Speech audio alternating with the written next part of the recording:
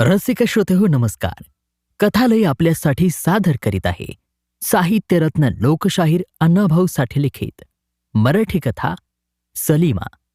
आणि ही कथा आपण ऐकत आहात आर्ज कृष्णासह आपल्याच कथालय या यूट्यूब चॅनलवरती. अशाच नवनवीन कथांसाठी कथालय अवश्य सबस्क्राईब करा आणि हा व्हिडिओ ही कथा जास्तीत जास्त शेअर सुद्धा नक्की करा. चला तर ऐकूयात लोकशाहीर अण्णाभाऊ साठे लिखित सलीमा. सलीमा हसत होती. तिची सर्व गात्र पुलकित झाली होती. तिच्या पाणीदार डोळ्यातून आनंद ओसंडत होता. तिचे टोकदार नाक, चिंचोळी हनुवटी, सुंदर गाल, सर्व काही जणू मोहरलं होतं. आणि वर तिचे ते कुरळे केस स्वैर भुरभुरत होते. ती आमच्याकडे पाहत हसत होती आणि आम्हीही. सलीमा एका भव्य चौकटीत उभी होती. ती चौकट 20 फूट उंच होती. आदिलशाहीमध्ये उभारलेली ती प्रचंड चौकट आता वरच्या गणेशपटीजवळ तडकली होती. हत्तीच्या धडकेनेही नमणार नाही असा भव्य दरवाजा त्या चौकटीला लोंबत उभा होता. दारू प्यायलेला माणूस जसा कसा तरी उभा राहण्याचा यत्न करतो, तद्वत तो लोखंडी खिळ्याने मढवलेला, गंधवालाने मजबूत केलेला दरवाजा उभा होता. आणि त्या चौकटीच्या उमऱ्यावर उभी राहून सलीमा हसत होती. त्या दिवशी आम्ही विजापूर पाहण्यासाठी जतचे श्री विजयसिंगजी यांच्या मोटारीने निघालो होतो. आम्हा 8 माणसांना घेऊन ती मोटार भरधाव धावत होती. शाहीर गव्हाणकर, नामदेव, कापडे, शंकर साठे, गणपत, शांताबाई आणि मी म्हणजे आमचे पथकच एकूण विजापूरला निघाले होते. आला आहात तेव्हा पहा विजापूर, असं विजयसिंगजी म्हणाले म्हणून आम्ही जात होतो. ओसाड, अति ओसाड माळ गिरक्या घेत मागे सरकत होता. मध्येच एखादे झाड वनवाशाप्रमाणे आमच्याकडे पाहत दृष्टीआड होत होते. धूळ मुठीत घेऊन तप्त वारे माळानं भन्नाट पळत होते. दूर दूरपर्यंत माणूस नव्हते. सर्वत्र निर्जन, भकास आणि कुडतं वातावरण कोंदटून गेलं होतं. परंतु माझ्या डोळ्यापुढं आदिलशाहीचा भव्य गतइतिहास तरळत होता. आज आपण दक्षिणेतील एका बलाढ्य साम्राज्याची जुनी राजधानी पाहणार या विचाराची भुंगे माझ्या डोकीत भुणभुण करीत होते. समोरच्या त्या सपाट आणि बेफाट माळावर माझी नजर झुकांड्या घेत होती आणि मन गतकाळात जाऊन मला सांगत होते, याच माळावरून त्या आदिलशाहीने मराठ्यांच्या गडागडावर मोठमोठ्या फौजा रवाना केल्या.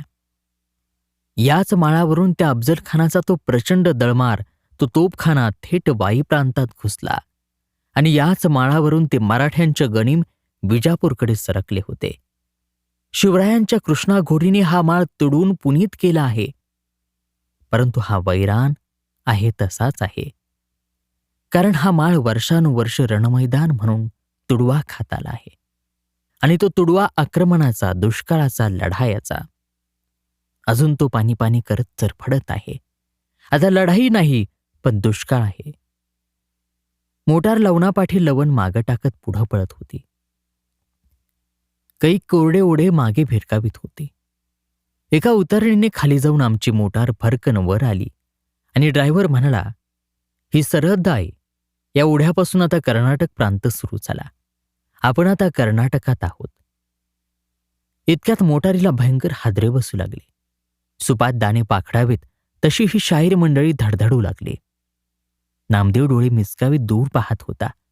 जतपासून आम्हाला घेऊन निघालेला तो डांबरी गुळगुळीत मार्ग या घोड्यावर आचकून आणि आता निजलिंगप्पाचा तो आदिलशाही मार्ग आम्हाला हादरे देत घेऊन निघाला. दुसरे म्हणजे भाषावार प्रांतरचनेत खेडे हे घटक मानावे अशी जनतेची मागणी असताना सुद्धा ती अमान्य करून काँग्रेसने हा दरिद्री ओढा घटक मानला आहे. याचे आश्चर्य करत आणि ते त्याच ओढ्यावर सोडून मी पुढे निघालो. आणि मोटार वेगाने धावत होती. पुढे उतरण लागली होती. 2 बैलगाड्या पुढे भरधाव धावत होत्या. कर्नाटकी गाडीवान चेकाळून आपली ती मरतुकडी बैल दामटीत होते. मोटारीला मार्गच द्यायचा नाही असा जणू त्यांनी निर्धारच केला होता. आम्ही घाबरलो. आता एखादा अनुचित प्रकार घडणार अशी आमची खात्री झाली आणि तसेच घडले. पुढील गाडीचा एक बैल पाय घसरून कोसळला आणि मागची गाडी त्या गाडीवर आदळून पडलेला बैल चेंगरला जाऊ लागला आणि तो फरफटत निघाला. क्षणात बोंबाबोंब उसळली. शंकर, नामा यांनी पुढे होऊन सायत्या कापल्या. आम्ही सर्वांनी तो बैल उठून उभा केला. इतक्यात कन्नड बंधूंची गर्दी वाढली. पुढील गाडी बाजूला काढल्याशिवाय आम्हाला वाट मिळत नव्हती, म्हणून ती गाडी काढण्याचा प्रयत्न आम्ही सुरू केला.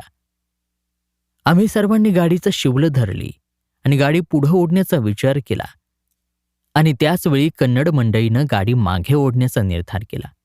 पण कोणाचा कयास कोणालाच उमजला नाही. आम्ही मराठीत बोलत होतो आणि ते कन्नडमध्ये बोलत.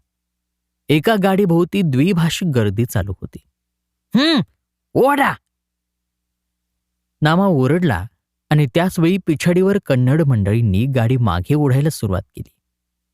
रिकामी गाडी सुद्धा 15 गड्यांना हालेना.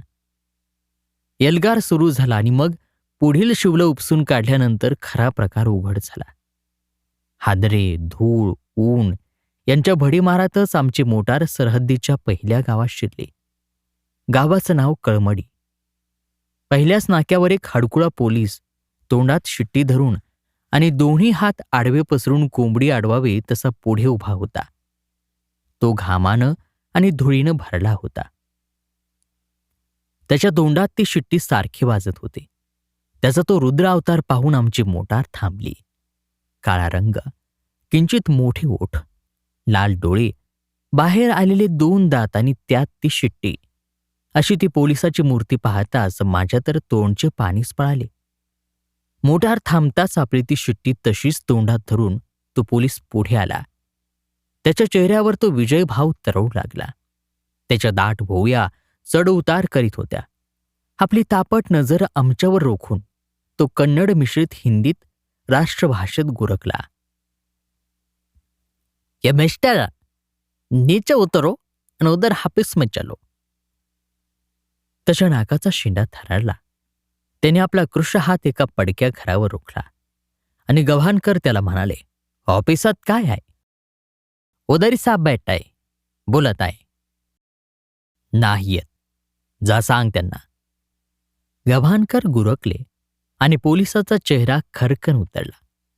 तो एकदम पळत त्या घरात गेला आणि तसलाच एक हडकुळा माणूस घेऊन आला. त्याने येताच लायसन्सची मागणी आणि विजयसिंहजी जतचे भूतपूर्व राजेसाहेब यांचे नाव वाचून त्यांचीही क्षणात भंबेरी उडाली. एकाएकी नम्रता धारण करीत तो जमादार हिंदीत म्हणाला, माय जमादार, और तुम तो गेस्ट ऑफ महाराज जत है. त्या जमादाराचे भाषण सुरू झाले. हिंदी, उर्दू, कन्नडी आणि मराठी असे चौरंगी हेल काढीत तो बोलत होता. मी मात्र हसत होतो. गव्हाणकर डोळ्याला काळा चष्मा लावून बोलत होते.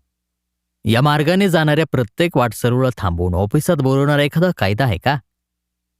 नाही, जमादार मध्येच म्हणाला. आणि साहेब, सर्वच गोष्टी कायद्यावर बोट ठेवून होत नाहीत. हे मैसूर राज्य आहे. इथं कवा कवा कायद्याच बोटावर घ्यावा लागतो. तुम्ही विजापूर पाहण्यासाठी जातात ना, जा आणि येते वेळी मला भेटून जाऊ. या गावात चहा फार चांगला मिळतो. आणि असं म्हणून तो मोठ्याने हसला आणि आम्ही पुढे निघालो. कायद्यावर बोट ठेवण्याऐवजी कायदा बोटावर घेऊन जमादाराचे खोगीर वागवणारा हा माणूस मला थोडा वेगळा वाटला. मोटार विजापूरकडे पळत होती. एका माळावरून दूर असलेले ते विजापूर आम्हाला दिसत होते. खबरी, पडक्या भिंती, थडगी, मशिदी आणि ते ऐतिहासिक गोल घुमट यांनी रानाच्या रानं व्यापली होती. सर्वत्र मनोरे दिसत होते. ती पाहात आणि त्या अफजल खानाच्या पडक्या वाड्याला वळसा घालून आम्ही विजापुरात प्रवेश केला. अरुंद रस्ते, गल्ल्यांची जाळी, ओसाड पेठा, लहान लहान घरं, दाट वस्ती आणि सर्वत्र वावरणारी कष्टाळू माणसं, त्यांची ती धडपड, ती धावपळ, ती काम शोधणारी दृष्टी, हे सारं पाहताच मला कॉम्रेड लालसिंग मास्तर यांची आठवण झाली. कर्नाटकातील पहिल्या पिढीतील कम्युनिस्ट पुढारी लालसिंग मास्तर हे विजापुरातच असतात हे मला माहीत होते. ते कम्युनिस्ट पक्षाचे चिन्ह आम्हाला दिसले आणि मास्तरांचीही भेट झाली. त्यांना पाहताच आम्हाला आनंद झाला. आम्ही दुसऱ्या प्रांतात ही भावना लुप्त होऊन आम्हाला आनंद झाला आणि आम्हा सर्वांना पाहून मास्तरांना आश्चर्य वाटले. मग क्षणात जुन्या आठवणींना जीव आला. संयुक्त महाराष्ट्राच्या लढ्याविषयी मास्तरांनी आम्हाला कैक प्रश्न विचारले. गंभीर होऊन ऐकले. उभे हयात दलित जनतेच्या संघर्षात आघाडीवर राहून घालवणारे मास्तर म्हणाले, विजापूर पहा, पण विजापूरची माणसंही पहा. आणि त्यांचे ते उद्गार कानात घेऊन आम्ही विजापूर पाहत निघालो. उफळ्या बुरुज आणि ती प्रख्यात तोफ मुलुख मैदान, ते दख्खनचे गोल घुमट, ते खिंडी पडलेल्या तटबंदी, त्या भिंती, ते मनोरे, सर्व काही पाहिले. गोल घुमट म्हणजे प्रबल माणसांच्या कर्तबगारीचे भव्य प्रतीकच होय. कुतुब मिनार आणि ताजमहाल या प्रसिद्ध इमारतीच्या पंक्तीला गोल घुमटही आपल्या खास वैशिष्ट्याने बसेल असे मला वाटते. कारण कुतुब मिनार आयुष्याने मोठे असले तरी गोल घुमटापेक्षा गिड्डी आहे आणि ताजमहाल आपले डोळे सुखवितो, तर या विजापुरी गोल घुमटाच्या त्या भिंती बोलतात. हे भव्य कणखर आणि शास्त्रशुद्ध बांधणी असलेले घुमट दक्षिणेचे एक वैभवच म्हणायला हरकत नाही. विजापूरच्या त्या ऐतिहासिक इमारती आजही उभ्या आहेत, पण एक एक भिंत अंग टाकीत आहे. सुंदर महाल भुईसपाट होत आहे. कैक पुरुष मातीच्या ढिगात उभे आहेत आणि काळ त्यांच्यावर आघात करीत आहे. त्यांचे रक्षण कोणीच करत नाही. मला ते विजापूरचे ऐतिहासिक अवशेष वनवासी भासले. त्यांची कीव आली. लवकरच आदिलशाहीची राजधानी काळाच्या दाढेत रगडली जाणार असा विचार करीत करीत मी जोड मशिदीजवळ आलो. आणि त्याच ठिकाणी मला ती सलीमा दिसली. सलीमाचा तो हसरा चेहरा पाहून आम्हाला आनंद झाला आणि तीही धिटावा करून आमच्याजवळ आली. तिचं वय 8 असेल. तिनं आजीच्या चपला काखेत घेतल्या होत्या आणि एका हाताने आपले कुरळे केस ती सावरीत होती. ती शेळ्या चारीत होती.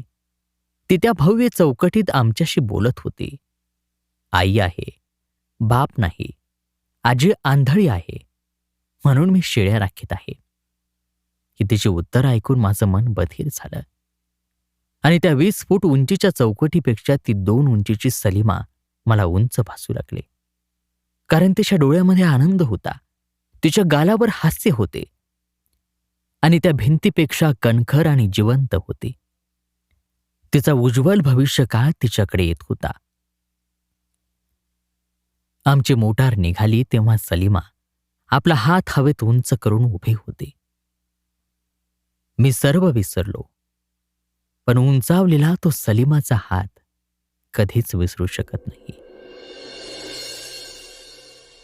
आणि श्रोतेहो, याचबरोबर साहित्यरत्न लोकशाहीर अण्णाभाऊ साठे लिखित सलीमा ही मराठी कथा या ठिकाणी समाप्त होत आहे. ही कथा तुम्हाला कशी वाटली आम्हाला कमेंट करून नक्की सांगा आणि त्याचबरोबर हा व्हिडिओ, ही कथा शेअर करून आपल्या या चॅनलला सबस्क्राईब अवश्य करा. चला तर पुन्हा भेटूयात पुढील व्हिडिओमध्ये एका अशाच नवीन कथेसह आपल्याच कथालय या यूट्यूब चॅनलवरती. तोपर्यंत नमस्कार, धन्यवाद.